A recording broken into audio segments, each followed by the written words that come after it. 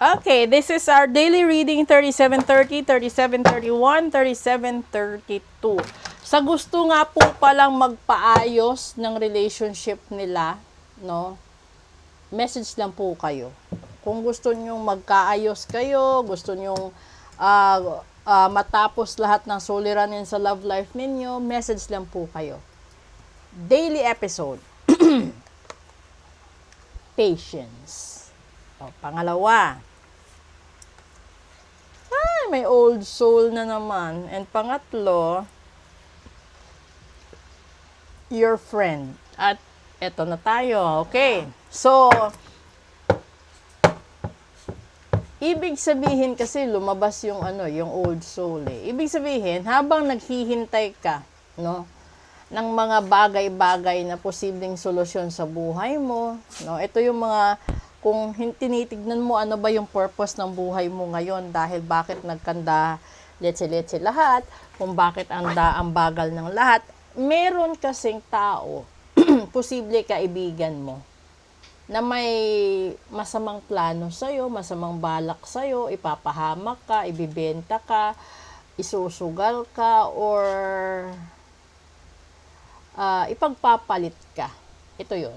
So, hindi lang naman siguro iilan, pero halos lahat naman siguro nakaramdam or nakaranas na minsan na silang niloko ng taong pinagkakatiwalaan nila or tinuring nilang kaibigan, tinuring nilang kapatid, tinuring nilang pamilya na lang din. 'Di ba? Kasi this is a Valentine edition. February 14 na reading.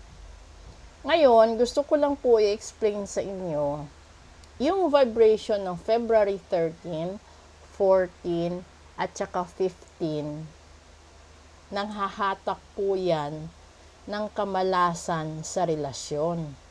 Kung kayo ay ikinasal between 13, 14, 15, hinding-hindi ho gaganda ang love life ninyo. Kasi po, may dala po yung sumpa ng mga kamalasan sa pag-ibig, pananakit, luha, kamalasan sa lahat ng bagay. So, ganun din po yung mga taong may kaarawan sa Feb 13, 14, and 15. Meron talaga silang hindi talaga nila, alam mo yung panahon na parang nagluluto ka ng ulam na hindi mo ma-perfect yung ulam, ganun po yun. So, ito yun. Kasi, kapag magtataka ka, hindi ko alam kung sa iba na experience nila. Alam mo yung, maganda na sana yung takbo ng buhay mo eh. 'Di ba? Tapos sasabihin mo, maganda na sana. Dumating ka pa. 'Di ba? Parang may gusto kang idugtong na hindi mo masabi. Tapos, kung nasa part ka naman ng move on ng love life mo, sasabihin mo, kailan pa ako nakapag-move on, tsaka ka bumalik. May ganun. So, ito yung sitwasyon. Kapag ikay pinanganak sa Feb 13, 14, 15, or ikinasal sa Feb 13, 14, 15, ganun talaga yung kamalasan na mararanasan mo.